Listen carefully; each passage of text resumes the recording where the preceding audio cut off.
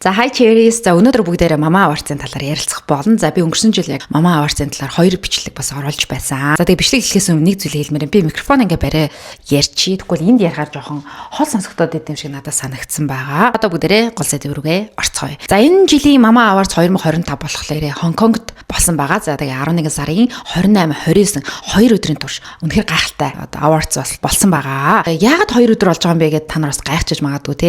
Яагаад тэгэхээр оролцож байгаа уран бүтээлээ хүргэж байгаа уран бүтээлчид маш их байгаа учраас нэг өдрийн дотор бол тэр олон хүмүүс шууд араасаа цувруулад ингээд нэг өдрийн дотор багтана гэж байхгүй. Жил ирэх тусам шин хамтлагууд төрж гарч ирж байгаа учраас 2 өдөр хийж байгаа юм билээ шүү. Mama Awards-ын YouTube сувг дээр ингээд бичлэг үзэж хахад яг тэр логогийн доод талд нь Support Hong Kong гэж бичсэн байгаа. За ягаад Hong Kong гэж ингэж бичсэн бэ гэхээр нэлээд хэдэн хоногийн өмнө Hong Kongд маш харамсалтай үйл явдал болсон байгаа. Галт төмөр гарсан байр орон сууц шатсныг бол та нар мэдэж байгаа бах. За тэгээд тандвийн үйл ажиллагаа бас явагдаж байгаа учраас Mama Awards-ын жигсэн хандив цуглуулж байгаа юм билээ шүү. Одоо OG гэж яригддаг те K-pop урлагийн хаан гэж нэрлэгддэг G-Dragon одоо хувийн өөрийнхөө зүгээс 1.5 сая $1 ханд болгож өгсөн гэсэн тийм мэдээлэл бас явж байсан. Тэгтээ баттай үгүйг сайн мэдгүй. Тэгтээ бараг л баттай байх таа гэж би бодож байна. Энэ жил болохоор бас их сонирхолтой Mama Awards бусад жилүүдээс арай онцлогтой нь болохоор энэ жил K-pop Demon Hunters гэдэг Netflix-ийн Google-ын кино байдаг. За тэр энэ жил энэ Google-ын кино маш бүүн болсон учраас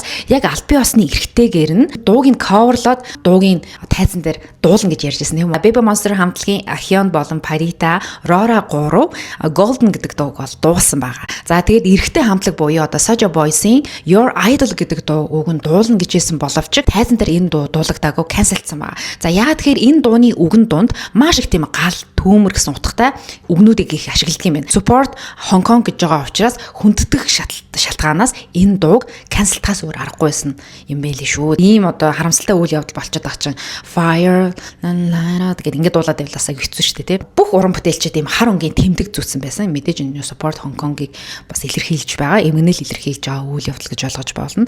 Album of the Year тэр жилийн шилдэг альбомоор Stray Kids хамтлагийнхан Karma гэдэг альбомоор хүртсэн байгаа. За энд нь би бол маш их баярлж байгаа. Тэгээд Stray Kids хамтлагийн бүгдээрээ маш их уйлж, сэтгэл хөдлөлөө ил гаргаж одоо фэнүүдтэй бас талархсан сэтгэлдээ бол илэрхийлсэн байгаа. Stray Kids хамтлагийн үзүүлбэр энэ жил бол үнэхээр супер байсан. За мэдээж маш олон уран бүтээлчид бол гарч ирсэн. Уран бүтээлүүд бол хүрсэн. Гэхдээ тэр дундаа хамгийн бүр юм доргой, хөдөлгөөн бүр юм эрч хүчтэй. Тэгэхэд юм лазерын шоу болон тэр гэрлийн тоглолт тэр тайзны үзүүлбэр энэ төр бол тэгээ чиг бүүм гэд миний яг дуртай дууг бас дуусан байгаа. Гэхдээ нэлээд олон дуунуудыг дуусан шүү.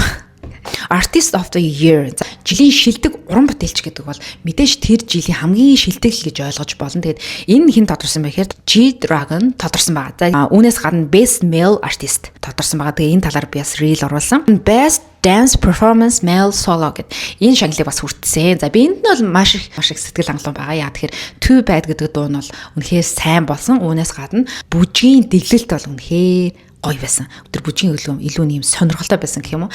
За тэгээ энэний нөгөө эсрэгээрээ эмэгтэй Best Dance Performance Female Solo-гоор болохоор Jenny-гийн Like Jenny тодорсон байгаа шүү. Тэгээ Jenny гэрсэн чинь бас өргөжлүүлээ ярьчээ. Тэгээд Jenny болохоор бас Best Music Video шагналыг авсан байгаа. За энэ болохоор Zen гэдэг дуу байгаа шүү дээ. Тэрний клип бол яалчгүй бүр энэ жилийн те сүүлийн хэдэн жилийн л одоо ийм гоё чанартай клипийг бол би лав үзэж байгаагүй. Тэгээд утга төгс маш их хөрөнгө зарцуулагдсан тийм клип байсан. Тэгээ яачгүй энэ Zen гэдэг клип Best Music Video болсонд нь би бол үнэхээр 100% санал нэгтэй байгаа. За тэгээ дараа нь хэдүүлээ шууд яриад явчих те. Ороо GD тайзан дээр гарахтаа юм аюу гоё юм хар өнгийн пичактай. Тэгээд энэ дээр юм жижигэн юм шигтгэйтэй байсан. Тэр нь бүр ингээд тайзнаар маш гоё гялалзаж харагдаад. За үүнээс гадна танаа ингээд дуулж хахт нь хараараа ингээд арт талд нь юм хоёр юм гизэг тавьсан байсан. Тэр нь бас их сонирхолтой санагдчихсан. Нэг биш бүр юм хоёр гизэг онжуулсан байсан гэх юм уу. The Best Male Artist гэдэг шагналаа авч явахдаа манай GD юм булган малгай өмссөн байсан. Тэгээ булган малгайч чинь угаасаа GD Big Bang хамтлагт олон жилийн өмнөх клипүүдийг харах юм бол дандаа юм булган малгай аяг хөмсдөг байсан шүү дээ. Тэрийг аяг гоё ингээд одоо өнөө цагт ингээд авчирж ирж байгаа нь аюу тийм cool санагцсан. За тэгээ дараагийн хамтлаг болохоор энэ Hype хамтлаг байна. За энэ Hype хамтлаг бол зүгээр яг одоогийн байдлаар заяа K-pop урлагийн миний хамгийн дуртай эрэгтэй хамтлаг. Үнэхээр ирээдүйтэй гэж хэлж болно. Тэг сая 5 жилийн ойгоо хийж байлаа. Сая 11 сарын 30-нд. За би сая бичлэг хийжсэн чинь манай хүүхэд уйлаа. Тэгээд миний анхаарал сарнчлаа. За тэгээ би ярьж байлаа. За Иновыг ярьжсэн. Тэгээд Инов тайзандаа гараад үзүүлбэр үзүүлэх болов эсвэл үзүүлэлтэд хөлөнд доголгоо болов яах бол эсвэл үзүүлэхгүй байл гэхэд ингээд сууж авах юм болов гэсэн чинь манай Инов юу ч болоогүй юм шиг бүр зүгээр юм шиг ингээд лаг бүжгэлжсэн. Тэгээд өөрийнхөө үзүүлэх ёстой бүх зүйлсээ үнэхээр дайчлаа, твчээд, өвдөлтөө ингээд твчээд гайхалтай үзүүлбэрүүдийг бол үзүүлсэн. Тэр их өвдөлтийг ингээд твчин гэдэг чинь амар хэцүү шүү дээ. Тэгсэн үзүүлбэрээ дуусчаад дараа нь ингээд хамтлагийнхаа ингээд тулж түшээд алхахад ч бүр хэцүү байгаа хүн яаж тэгж ингэж бүчилж чадчихна гэдэг та нарт боддоо. Онгоцны бодол дээр эрэхтэй бүр тийм тэрхэнцэртэй ирсэн. Тэгээ тийм хэцүү нөхцөл байдалтай байж тийм лаг бүжгсэн байгаа байхгүй. Хуучнаар бол одоо G Idol гэж хамтлаг байдаг байсан. Одоо л Idol гэдэг нэртэй болсон тий. Энэ Idol гэдэг хамтлагийн Mini гэдэг Таиланд гишүүн байдаг тийм үү. За тэр Таиланд гишүүн ч гэсэн хөл нь бас гимтсэн байсан юм байна. Бас алхаж чадахгүй бас хүнд байж байгаад тайзан дээр бас л юу ч болоогүй юм шиг. Тэгээд бас тэрхэнцэртэй ирсэн. Юурээс алхаж чадахгүй байсан. За тэгээ үзүүлбэрээ үзүүлчихэд доошоо шатаар бууж явахтаа ч гэсэн хүн ингээ бүр алхаж чадахгүй ингээ доглоод хамгаалагч нь түшж байгаа тийм бичлэг бас явж байсан. Aespa хамтлагийн Winter тайзандаа гарч ирэхдээ ингээд гитар барьчаад ингэж хөдлөгдөн штэ. Тэгээ ингэж яхтаа нэг хурц юмд гараа цохоод гарнаас цус гоцсон юм блэ. Тэгээ үзүүлбэр үзүүлж хахад өөрхөн гарыг ингээд хараад байсан. Ойр ойрхон хараад байсан. Тэгээсэн гих мэтлэн иймэрхүү бас гинтийн зүйлсүүд бас тохиолдсон юм байна. За тэгээд Baby Monster хамтлагийн Parita яагаад ягаан өстэй болчихоо гэд тэр нэг осны бодол дээр харчаад би вау энэ үсний ямар гоё гэдэг өөрт нь үнэхээр яг зохиж илээ юм урт ягаан өстэй.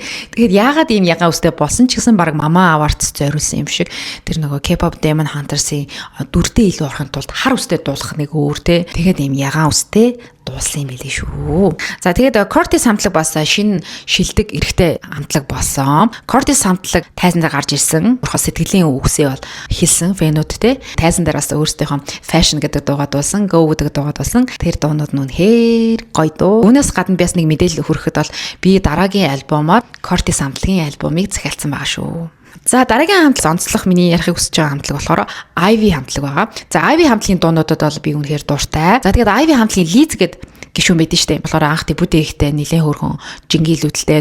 За жингийлүүдэлтэй ч гэж тэ. Зүгээр нөгөө Union-ыг бодвол арай жоохон бондгордуу гэх юм уу. Тэгээ сүүлийн үед цааш үнэхээр glow up хийж байна. Яалч Mistас л бол хэлэгдсэн байсан. Нилэнжин айцсан байсан. Тэгвэл тэр нь өөрт нь их зөгчөө гэж тэ. Тэгээ маш гоё харагдчихжээ. Global Trend Song шагналыг хүрсэн байгаа. За энэ болохоор Rebel Heart гэдэг дуу байдаг штэ. Юу лээ? Love me Hate me гэх тэр дуу штэ. Тэр дуу авсан. Үзүүлбэрүүдэд үзүүлсэн Union тэр чинь бас нэг амар юм өрнөлттэй тайзан дээр ингээд үзүүлбэрүүдэд үзүүлж хата яг голоор нь дараагийн дуу руугаа шилжих хоорондоо Union ингээд эндээс худаг гаргаж авангуудаа шууд ингээд шалан дээр ингээд зоогоол тэнгуут нь тэр нь ингээд цэцэг болол шалан ингээд шал өөр мөр болол тайзан гоё өнгөтэй болчих жоохоо гих хэмжлийн хөөрхөн бат цохол мохолтой байсан. Super Junior хамтлаг яриа. За Super Junior хамтлаг өөртөөхөө бүр хит болсон доо одоо sorry гих хэмжлийн дуунуудаа дуусан.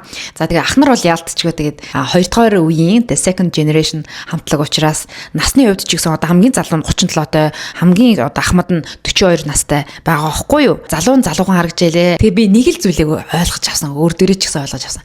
За хүн тархалахаараа хөгшин харагддаг юм байна. Туранхаа байхаараа жоохон толиотой сайхан харагддаг юм байна. Арай залуухан харагддаг юм байна гэдгийг бол жингийн асуудал дээр бол би тэн дээр бол ялгааг нь бол харсан байгаа. Ахнар бол айгүй гой залуухан харагдаад. Тэгээд энэ жил болохоор Super Junior хамтлагийн 20 жилийн ойн баяр төхөж байгаа юм байна.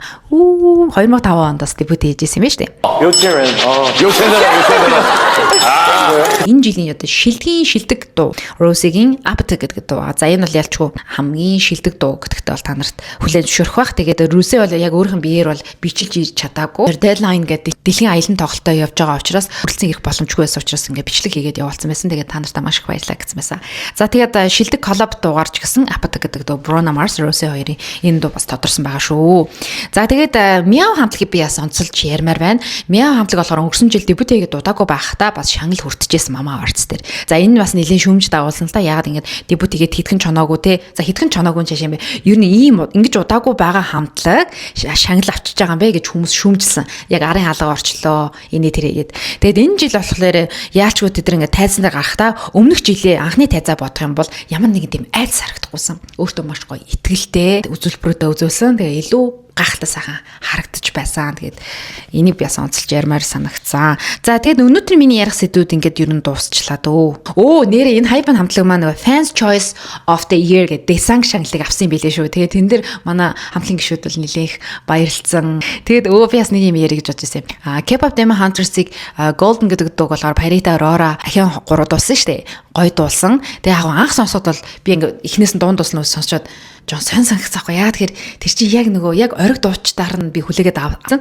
Тэгээд тэрнгээр нь хүлээгээд авсан болоод ч тэр юм уу нэг юм боргил юм бүдүүн дүү юм тослогтой холоотой хүн дуулах нэг өөр юм билэ. Нэг юм жоохон гангинсан холоотой хүн одоо coverлаад дуулах бас нэг өөр юм билэ. Ялангуяа тийм дээр дээд өнгө дээр та хэнийг ярьж байгааг ойлгож байгаа. Ахион байсан. Ахион бол надад бол яг үнэлэхэд жоохон тэр дууд цогцохгүйсэн. Өөр дуун дээр бол ялч өөрхөн дуун дээр бол өөр штэ. Тэгээд зарим хүмүүс бас шүүмжилсэн байсан. Энэ дуу өөр чинь зөхгүй штэ гэжсэн. За Aurora Parita 2 бол сайн байсан.